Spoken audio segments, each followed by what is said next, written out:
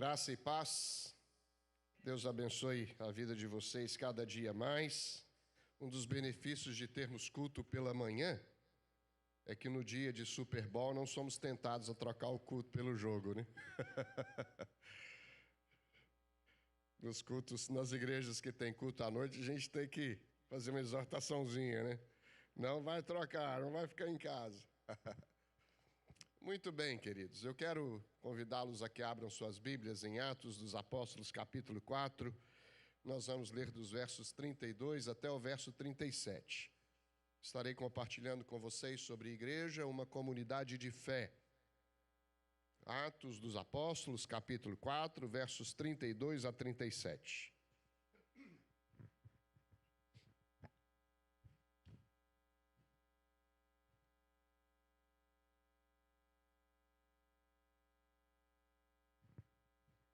Amém? Todos encontraram? Diz assim a palavra do Senhor: da multidão dos que creram, era um coração e a alma. Ninguém considerava exclusivamente sua nenhuma das coisas que possuía. Tudo, porém, lhes era comum.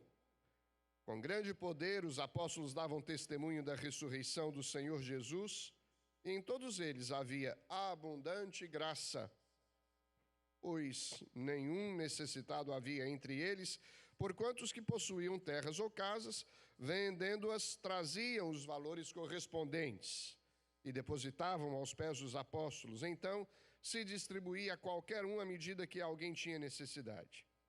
José, a quem os apóstolos deram o sobrenome de Barnabé, que quer dizer filho de exortação, levita, natural de Chipre, como tivesse um campo, vendendo, trouxe o preço e o depositou aos pés dos apóstolos. Quero compartilhar com vocês sobre igreja, uma comunidade de fé. A igreja primitiva é um exemplo para qualquer igreja que queira ser bem-sucedida do ponto de vista das Escrituras, do que Deus espera que uma igreja alcance, até onde ela chegue, o que faça, qual sua missão, o desenvolvimento da sua obra, do trabalho do Senhor. Nós sabemos muito bem que a igreja primitiva teve, a partir do dia de Pentecoste, um crescimento expressivo. Pedro pregou, 3.000 se converteram, depois a Bíblia registra 5.000, era o número daqueles que tinham vindo a Cristo, e depois começa a dizer, milhares de pessoas vieram a Cristo, milhares de pessoas vieram a Cristo. A igreja se desenvolve no decorrer do tempo. Nós somos uma igreja pequena, mas você observa que no decorrer do tempo, Deus vai trazendo, ajuntando pessoas à família da fé, à comunidade da fé. Existe a igreja visível, a igreja invisível, a igreja local. A igreja visível é aquela composta por todos os crentes que ainda militam neste mundo, estão presentes em todos os lugares, nos 4 cantos dessa terra. A igreja invisível é a igreja formada por todos os crentes, não só os que permanecem aqui, mas também aqueles que já foram, já estão com Cristo, já estão na presença do Senhor. Mas tem também a igreja local, é a igreja presbiteriana Emanuel de Porto São Lúcio, é a igreja presbiteriana em Boca Raton, é a igreja batista de Belo Horizonte, é a igreja de Dubai, da China, de qualquer outro lugar onde há uma igreja evangélica local. Ela precisa sempre se basear nas Escrituras para que então o seu trabalho se desenvolva. E não há uma maneira mais eficaz de olharmos para o crescimento da igreja ou buscarmos o crescimento da igreja do que olhando para o que Deus fez através da igreja primitiva. E eu vou destacar algumas características que o autor de Atos dos Apóstolos, que é o evangelista Lucas, registra a respeito das coisas que nós devemos pensar ou devemos procurar praticar para sermos uma igreja bem-sucedida, ou para continuarmos sendo uma igreja bem-sucedida, ou para melhorarmos em busca daquilo que nós almejamos como igreja local. A primeira coisa que eu quero destacar com base neste texto é a unidade. Uma igreja, uma comunidade de fé, é uma igreja que tem unidade. Você pode falar comigo unidade? Unidade, para você não esquecer. Olha só o que diz o verso de número 32. Da multidão dos que creram, era um coração e uma alma. Era um coração e uma alma, da multidão dos que creram. E veja aqui que havia uma multidão. E é interessante porque muita gente pensa que unidade só é possível em grupos pequenos. Quanto menor, mais fácil de você entrar em acordo. Mas o texto está dizendo aqui que era uma multidão que creu em Cristo Jesus, e entre eles havia um coração e uma alma. Às vezes nós precisamos pensar com um pouco mais de profundidade sobre os efeitos, as bênçãos provenientes de uma igreja que está unida em propósito, unida com a sua fé, unida em seus objetivos, sabe muito bem para onde vai, sabe se enganjar nas coisas que a igreja planeja, se envolve, se dedica para que então o trabalho seja bem sucedido. Nós vemos aí duas coisas que podem ser destacadas como algo que mostra para nós que era uma igreja unida. Primeiro, corações abertos. Era um coração. Essas palavras descrevem a forma daquela igreja viver em unidade. Era um só coração. Coração nas Escrituras não é este órgão interno aqui que ela está querendo dizer que nós temos aqui dentro do peito. Coração faz parte da pessoa, do ser humano, de alguém que tem uma estrutura, de alguém que pensa, alguém que tem fé, alguém que crê, alguém que se envolve de coração com alguma coisa, está dizendo se envolve completamente com aquilo que está envolvendo. E aí o texto está dizendo que esta igreja que estava crescendo, desenvolvendo, olhando para Cristo, o Evangelho de Cristo, crendo em Cristo, era uma igreja que estava unida, porque eles tinham um só coração e uma só alma. E embora houvesse milhares de almas, eles agiam como uma só. Embora houvesse milhares de coração, eles agiam como um só. Tem alguns mistérios nas Escrituras que a gente não sabe explicar com a lógica humana, mas é uma realidade. A realidade, por exemplo, do casamento. Quando você se une, um homem se une à sua esposa, tornam-se os dois o quê? Uma só carne. Como que nós vamos explicar isso do ponto de vista humano, lógico, né? Reflexível, racional? Não é possível, mas é algo que nós cremos que Deus produz em nós de uma maneira extraordinária. Você olha para a vida da igreja, tem coisas que nós não entendemos, como que pessoas de todos os tipos, todos os backgrounds, todas as formações, com cabeças diferentes, com famílias diferentes, às vezes com origens diferentes, nações diferentes, se unem no mesmo lugar para se tornarem uma só carne, um só coração, uma só alma. Poder de Deus. Se nós nos juntamos como família de Deus, comunidade da fé, é porque se evidencia em nós a graça da unidade produzida pelo Espírito Santo de Deus. Se você observar, nossa tendência é nos tornar exclusivos, é pensarmos em nós mesmos. Aliás, tem muita gente pregando isso. Pense em você, se você não pensar em você, quem é que vai pensar? Você tem que buscar os seus objetivos, é você e mais você. Não é essa a mensagem das Escrituras. A mensagem coloca o pronome no plural, somos nós. É uma comunidade unida em propósito. O que unia esta igreja não era a habilidade que eles tinham uns com os outros, não era talvez simplesmente as intenções em comum de estruturar uma igreja grande, não, era o evangelho que eles criam. Eles creram em Cristo Jesus e esta é a razão principal desta unidade que eles experimentavam. O verso 32 diz que aqueles que eram de um coração e uma alma eram aqueles que creram. Da multidão dos que creram, era um só coração e uma alma. Eles creram no Evangelho, creram na boa notícia de Jesus, eles creram no Messias, creram na vinda do Messias, creram nas promessas proferidas a respeito daquele que viria para redimir um povo, restaurar um povo, salvar um povo, encontrar um povo, achar um povo e chamá-lo de propriedade exclusiva sua. Um coração e uma alma, fala de profundidade. Somos uma igreja unida e unida com profundidade. Quando o Senhor respondeu sobre qual é o grande mandamento da lei aos discípulos, ele disse: amarás o Senhor teu Deus como? De todo o teu coração, de toda a tua alma, de todo o teu entendimento. O que eu acredito que é o que a igreja primitiva estava fazendo, experimentando, porque o texto faz referência, descreve que na multidão dos que creram era um coração e uma alma. Nosso amor pelo Senhor deve vir de dentro para fora.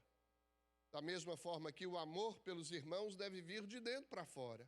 A única maneira de sermos um coração e alma é deixar que outros vejam o nosso coração. Por isso que temos que ter corações abertos.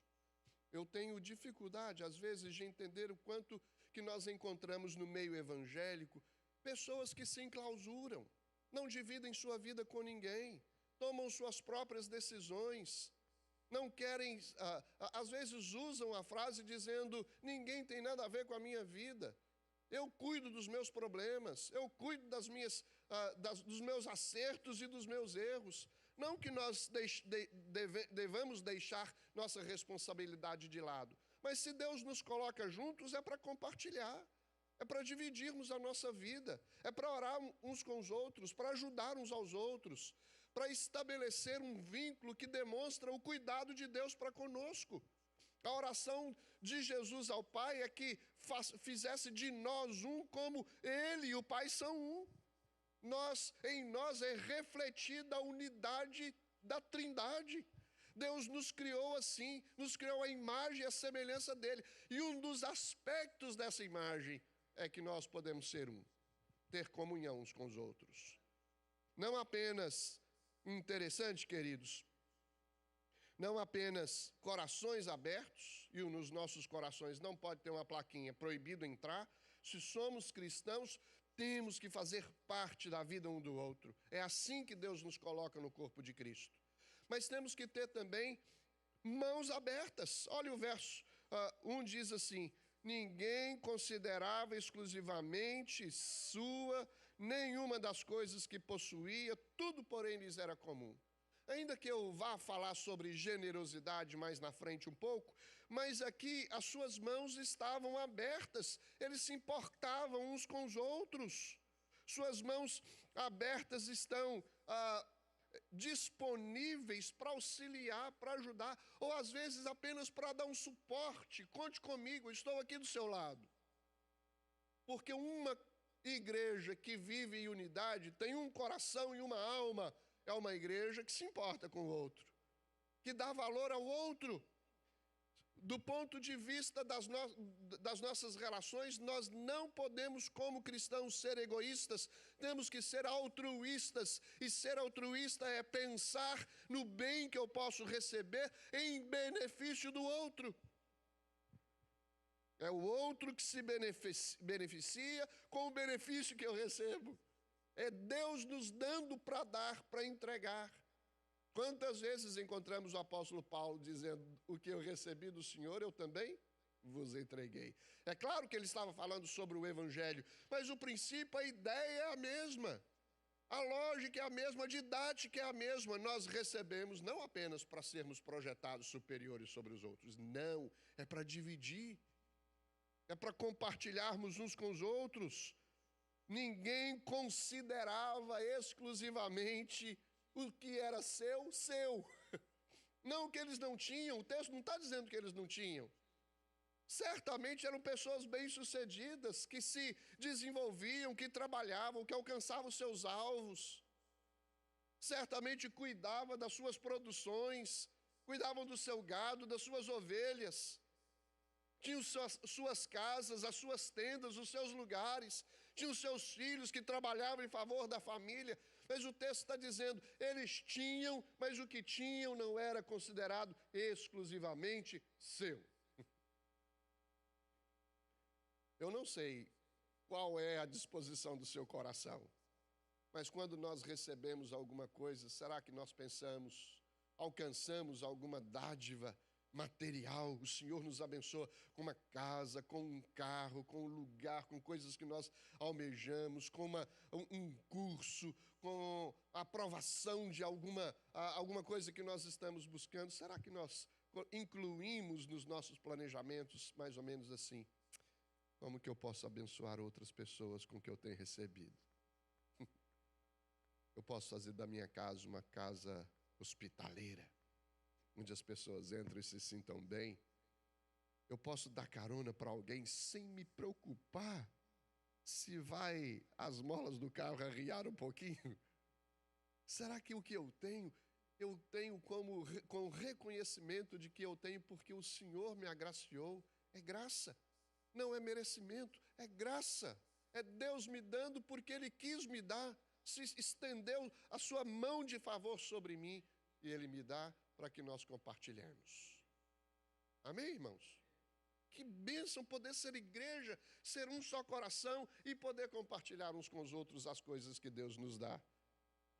E é interessante, eu quero destacar algo aqui importante, porque eu não estou falando de comunismo.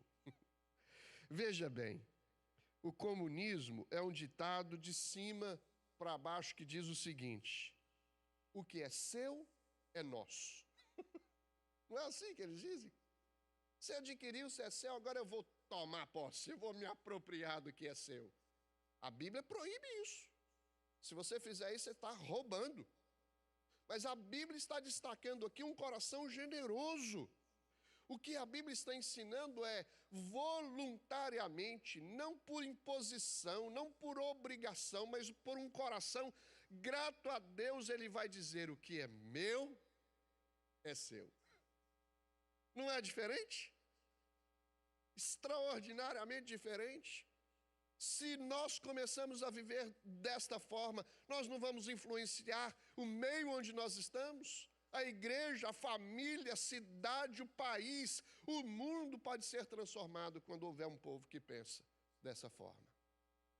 É Deus fazendo da comunidade, da igreja, uma comunidade de fé. Porque estas coisas, o que move estas coisas, essas atitudes, é a fé que Deus planta no nosso coração. Deixa eu dizer algumas coisas também a respeito dos outros pontos, por causa do tempo que corre, ainda que teria algumas outras coisas para serem ditas aqui. Primeira coisa que nós aprendemos é que uma comunidade de fé é uma comunidade unida, é uma comunidade que experimenta unidade, um só coração e uma só alma. A multidão dos que creram tinha um só coração e uma só alma. Mas eu quero destacar também que, além de unidade, havia um grande poder manifestado entre eles. A igreja é uma igreja que vive, que se desenvolve debaixo do poder extraordinário do nosso Deus. O verso 33 diz assim: e com grande poder os apóstolos estavam dando testemunho à ressurreição do Senhor Jesus. Lembra lá em Atos 1:8, ficai em Jerusalém até que do alto sejais revestidos de quê? Poder, para testemunhar, para pregar o evangelho. Veio Atos 2, o que aconteceu em Atos 2? O derramamento do Espírito Santo. Sei que a poder está aí sobre vocês, discípulos, sobre a igreja. O Espírito Santo de Deus foi derramado, a igreja está debaixo deste poder, para pregar o evangelho, para falar da palavra do Senhor. Às vezes nós buscamos poder de Deus para atender os nossos interesses particulares, os nossos caprichos, mas aqui poder é poder do evangelho, é poder do Espírito Santo, fazendo-nos entender a palavra e proclamar essa palavra. Mas por que precisa de poder? Porque estamos num mundo vil, um mundo que rejeita a palavra, um mundo que vira as costas para Deus, um mundo que ameaça os cristãos, que mata os cristãos. Muitos são martirizados por causa do nome do evangelho. Olha a vida dos discípulos, não foi fácil a vida deles. Todos eles morreram de maneira trágica. Por quê? Porque pregaram com poder e ousadia o evangelho do Senhor. Nós desejamos viver em unidade, mas também viver debaixo do poder do Espírito Santo de Deus. O poder é a ousadia para anunciar o Evangelho. É o Espírito Santo agindo através dos discípulos que nós presenciamos aqui em Atos dos Apóstolos, e o mesmo Espírito age na igreja hoje, no século que nós vivemos, sobre mim, sobre você. O Espírito Santo pode ser derramado e nos capacitar para fazermos a obra do Senhor.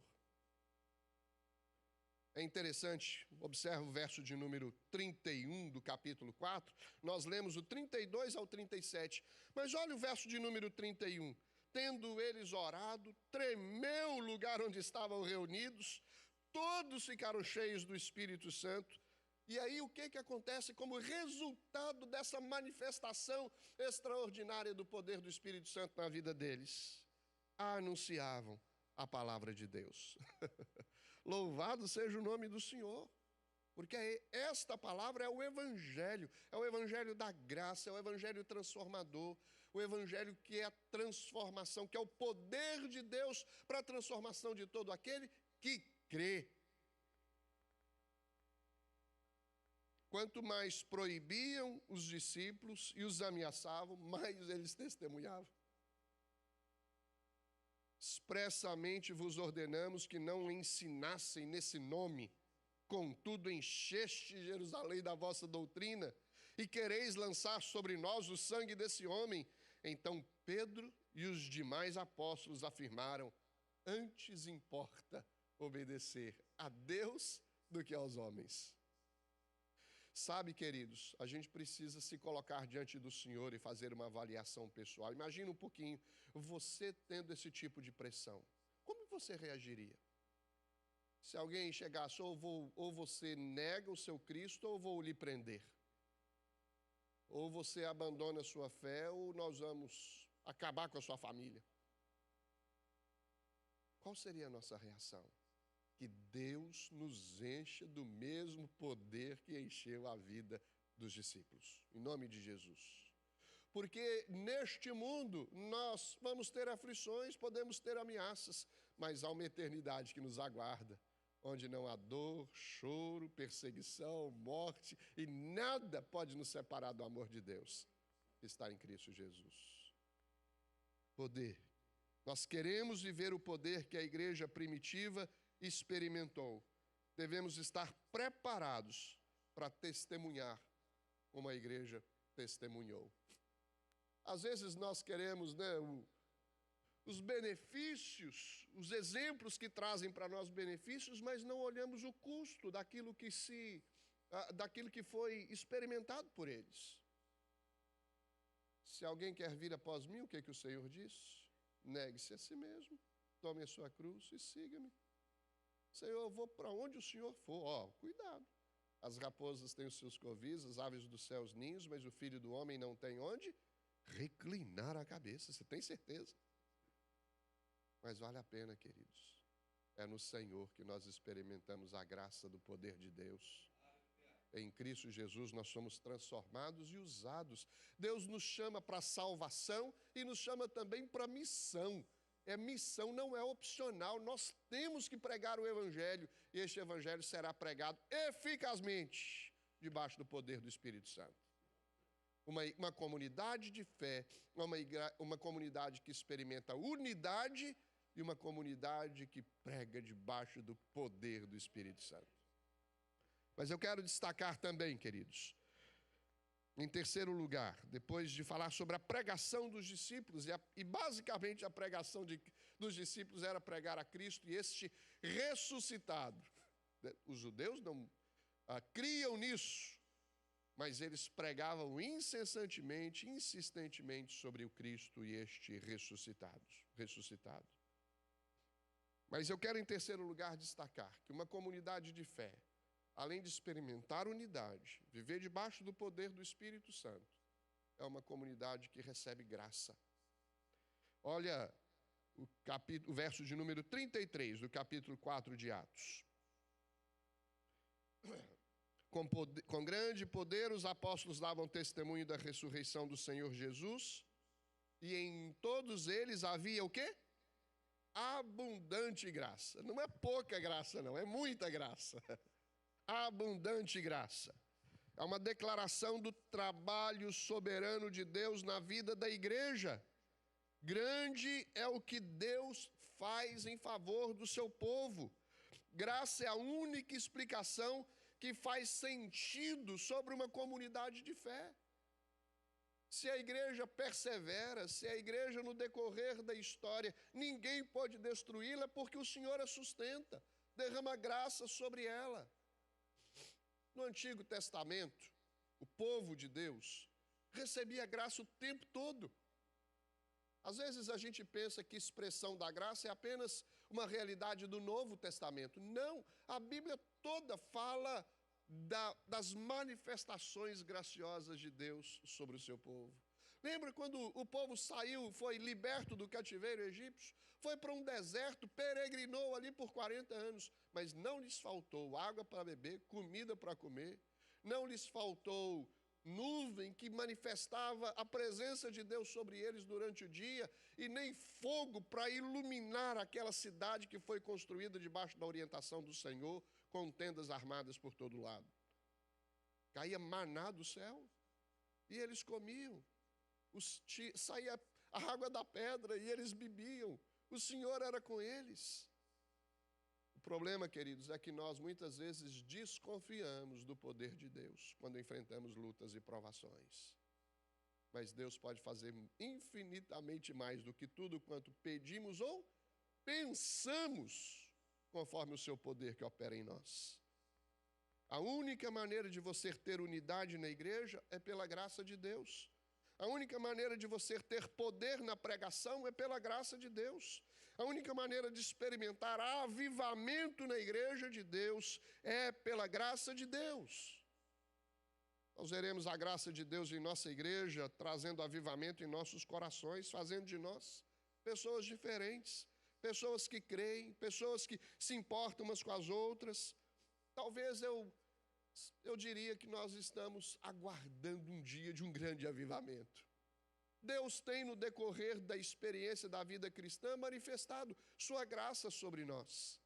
Mas aquela experiência onde a igreja pode testemunhar o derramamento de Deus, a manifestação do seu poder, vidas sendo transformadas, crentes se envolvendo, as insistências que a liderança faz não sendo necessárias, porque o povo está se disponibilizando voluntariamente como fruto da graça de Deus, constrangendo o seu coração. É Deus fazendo em nós coisas novas, é Deus avivando os nossos corações, para sermos pessoas cheias de Deus, para que os nossos relacionamentos e o nosso trabalho na igreja sejam eficazes e produtivos. Nós veremos avivamentos, queridos, quando nós vermos a igreja não trocando os princípios da fé com as coisas deste mundo, os valores da fé com os valores deste mundo. Não negociando os princípios da fé com o que tem sido ofertado dia após dia por um sistema completamente contra Deus, contra a igreja de Cristo Jesus. Quando o avivamento acontece, a igreja avança. E nós queremos ser uma igreja que avança. Amém, irmãos? Por isso nós precisamos orar: Senhor, derrama sobre nós da tua graça revivificadora. Renova o nosso coração, o nosso espírito, dá-nos uma experiência nova com o Senhor. Há quanto tempo você não chora na presença de Deus, clamando por misericórdia e graça, pedindo perdão dos seus pecados, intercedendo por seus filhos que estão longe dos caminhos do Senhor, pedindo que haja mais unidade na igreja, mais envolvimento, dedicação com as coisas de Deus, mais compromisso com as coisas espirituais?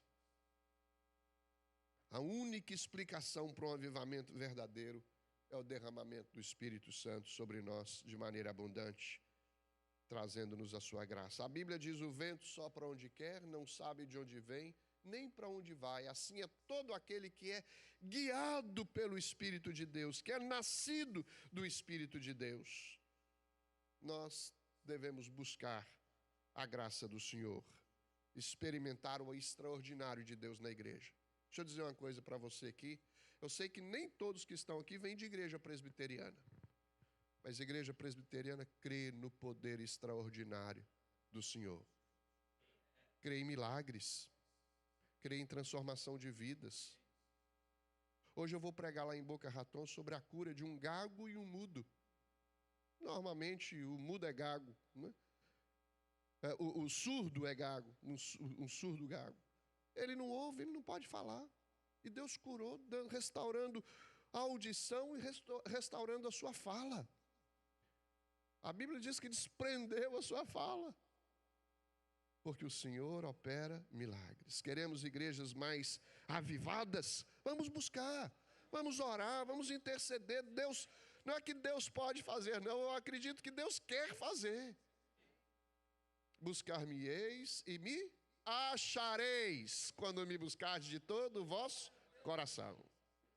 Mas em quarto e último lugar, uma igreja que pode ser considerada uma comunidade de fé, é uma igreja que experimenta unidade, que vive debaixo do poder do Espírito Santo, que recebe abundante graça sobre a sua vida. Em quarto e último lugar, é uma igreja generosa. Olha o versos 34 e 35. Pois nenhum necessitado havia entre eles, porquanto os que possuíam terras ou casas, vendendo-as, traziam seus valores correspondentes e depositavam aos pés dos apóstolos.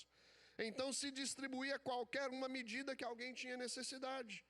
José, a quem os apóstolos deram o nome de Barnabé, que quer dizer filho de exortação, levita, natural de Chipre, como tivesse um campo, vendendo, trouxe o preço e o depositou aos pés dos apóstolos. Aqui há uma declaração, uma descrição de uma igreja que sabia viver generosamente. Eu não acredito que a prática deve ser literalmente como esta que eles praticaram. Vendiam suas propriedades e traziam os recursos aos pés dos apóstolos. Mas o princípio é o mesmo, é uma disposição de coração a ser generoso com a obra de Deus, com o trabalho de Deus, com a expansão do reino de Deus, com a evangelização dos povos, com a missão que é proclamada em todo lugar no mundo. Não havia ninguém carente entre eles, porque eles deram de um coração e de uma alma. Estavam abertos um com o outro, e todos deixavam as suas necessidades serem conhecidas. Pessoas generosas se levantando para atender a necessidade de outros. Nós precisamos de mais generosidade no meio do povo de Deus. Uma das evidências de um povo generoso é quando há uma igreja onde há pessoas que dão voluntariamente, expressivamente, generosamente. Eu me entristeço um pouco quando vejo nas redes sociais os debates imensos, acalorados, em torno de dízimos e ofertas. Se é do Antigo Testamento, se não é, qual é a porcentagem que devemos dar? Cada um fica livre para dar o que quer. Olha, queridos, Deus estabelece desde o Antigo Testamento princípios para nortear a maneira democrática de todos participarem. O dízimo, às vezes nós estabelecemos como um teto, mas deveria ser um piso através do qual nós começamos a expressar a nossa generosidade. Normalmente, salvo o engano meu, normalmente as pessoas que lutam para provar que é do Antigo Testamento, que não precisa ser dizimista, é porque é mesquinho no seu coração. Não tem generosidade, não olha a igreja como uma oportunidade para abençoar, não reconhece que o que recebe, recebe para dar, recebe para ofertar, para abençoar o outro. E aqui havia uma igreja que aprendeu a ser generosa. Eles tinham mais um sentimento relacional do que com as coisas que possuíam. As pessoas valiam mais do que as coisas que possuíam. Lembra lá atrás, ninguém considerava seu o que era seu. E nós temos trocado isso, infelizmente. Nós somos abençoados, queridos, com pessoas generosas. A igreja é abençoada com pessoas generosas. Eu posso testemunhar que igrejas têm me abençoado grandemente. Isso é graça, é dádiva do Senhor.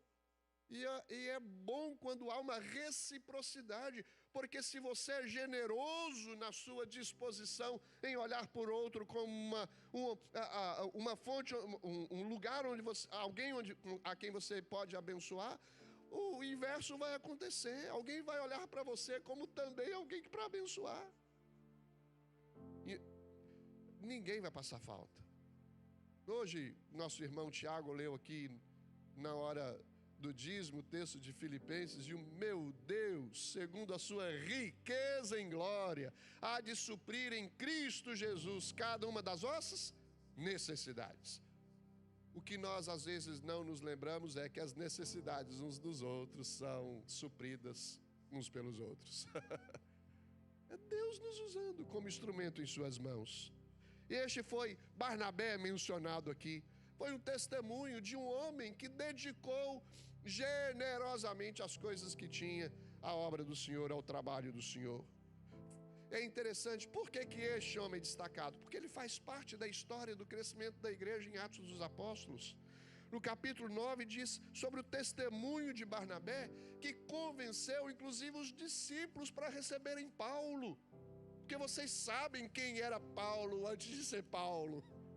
Era um perseguidor da igreja, estava contra as coisas espirituais, era alguém que agia com crueldade, que concordava com a exterminação de cristãos, e Deus o encontrou e fez dele um novo homem. E agora ele ia se apresentar aos discípulos, eles não queriam recebê-lo, e Barnabé foi o homem que disse: não, houve uma conversão no coração dele. Vocês estão vendo aí um novo homem, uma nova natureza. Quem está em Cristo Jesus, nova natureza é, as coisas antigas já passaram, eis que se fizeram novas. E o texto relata a vida de Barnabé. O Espírito Santo disse: separa-me Barnabé e Saulo para o trabalho para o qual eu chamei.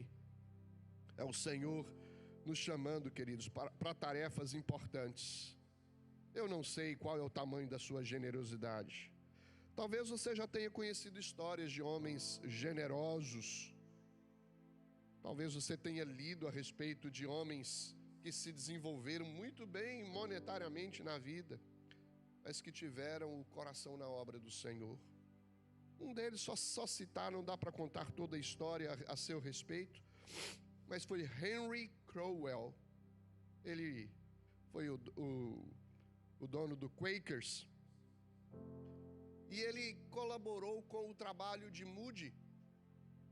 Moody tinha uma universidade, ela não tinha recursos, ele resolveu avivar os recursos dessa universidade, era um seminário. E na vida dele, quando ele ouvia Moody pregar, antes de ser bem sucedido, ele orava ao Senhor. E ele pedia: Senhor, eu não sei pregar como esse homem, não tenho facilidade para me expressar, mas me dê recursos para abençoar essa igreja. Deus fez dele um homem rico. A proporção do que ele ficava para ele, do que ele ganhava e do que ele dava era 70% para a igreja e 30% para ele. Um dia quiseram colocar o nome de uma faculdade com o seu nome. Ele disse: por favor, não faça isso. Quando eu pedi recursos, eu pedi para que o nome do Senhor fosse proclamado, não o meu nome. Não é a nossa projeção, queridos, é a projeção do Senhor. Nós somos igreja não para simplesmente nos sentirmos bem. Nós somos igreja porque somos servos do Deus Altíssimo, chamados para proclamar as virtudes daquele que nos chamou das trevas para a sua maravilhosa luz. É Deus nos chamando para ser igreja de verdade. Você está disposto a isso? Que Deus faça de nós uma comunidade de fé, em nome de Jesus. Deus, nós pedimos que o Senhor aplique estas verdades no nosso coração. Sejamos uma igreja unida, uma igreja que prega com ousadia, debaixo do poder do Espírito Santo, que receba abundante graça e que tenha disponibilidade para dar. E que o nome do Senhor na vida da igreja seja exaltado para sempre. Obrigado pelo privilégio de vermos nas Escrituras o relato de uma igreja que foi bem sucedida porque a mão do Senhor estava sobre ela. Que a mão do Senhor esteja sobre nós, Senhor. Aviva a tua obra no decorrer dos anos. e no decorrer dos anos torne-a conhecida, em nome de Jesus, para a glória do teu nome. Amém.